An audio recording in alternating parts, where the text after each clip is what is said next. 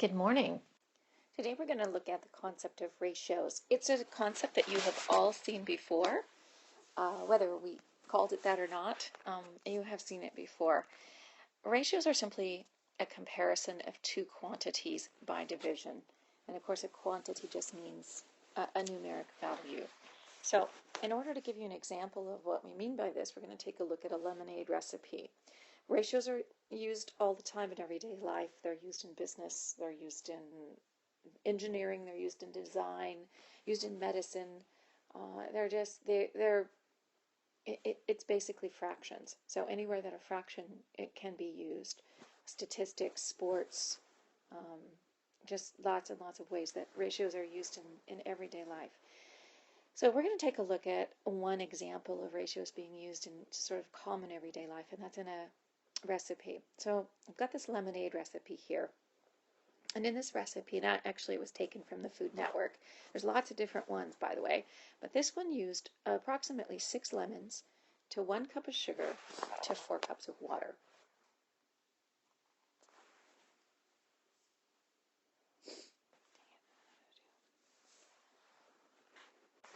So to express this idea as a ratio, we could say, in terms of numbers, I'm going to compare two things. Now, I am going to, I have a little bit of a disagreement with the definition that was from the book, and it says a comparison of two quantities by division. You can compare more than two things by division, and I'll show you an example of that in just a second. So the book simplified it for the purposes of this lesson. So let's just say ratio is a comparison of quantities by division. All right, so in this example, if we're going to compare two of these quantities by division using the idea of ratio, we can set this up in 3 ways. And now, so I want you to become familiar with all 3 ways. I'm going to compare the lemons to the sugar in this recipe.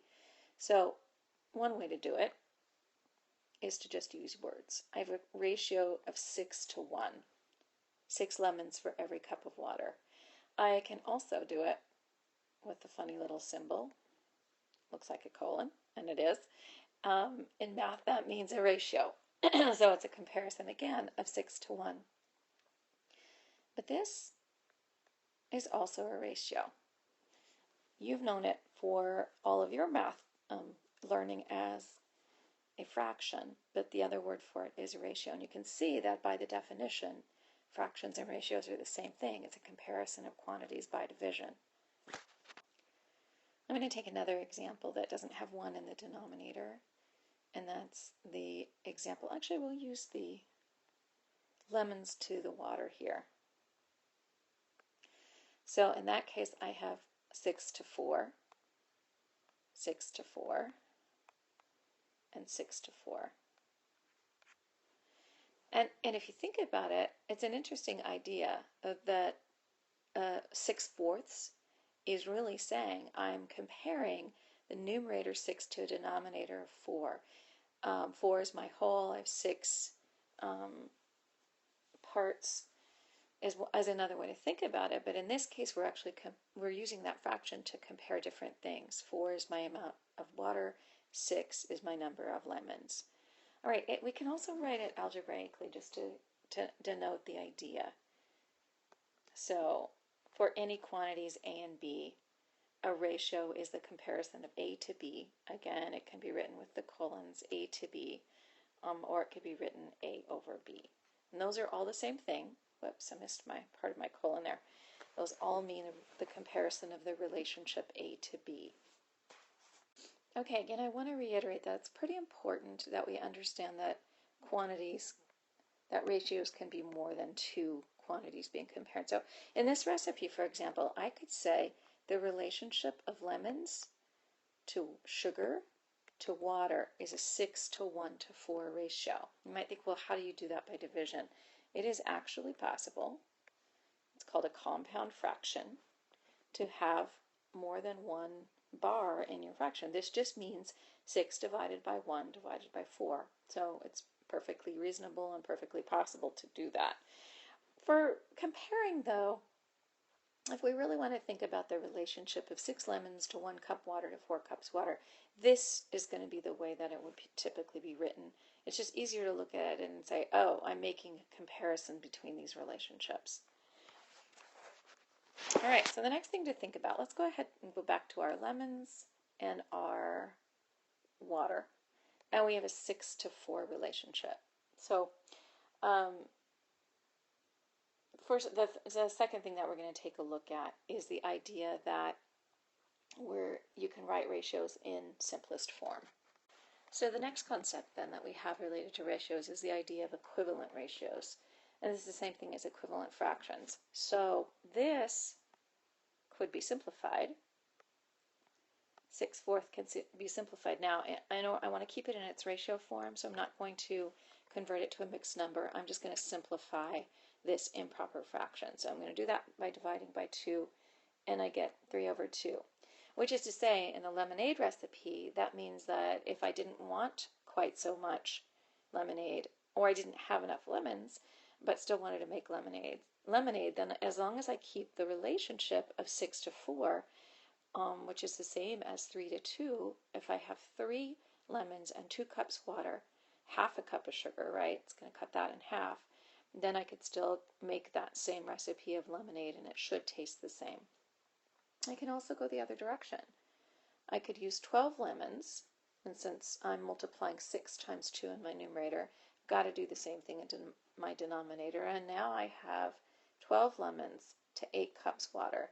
So I can figure out how to keep those relationships the same, which keeps my recipe the same. And that's called equivalent ratios. So as you can see here, an equivalent ratio is basically the same thing as an equivalent fraction. So you do the same thing. Let's say that I have the situation of 250 miles per every 4 hours. And I want to see if that is, I want to reduce that.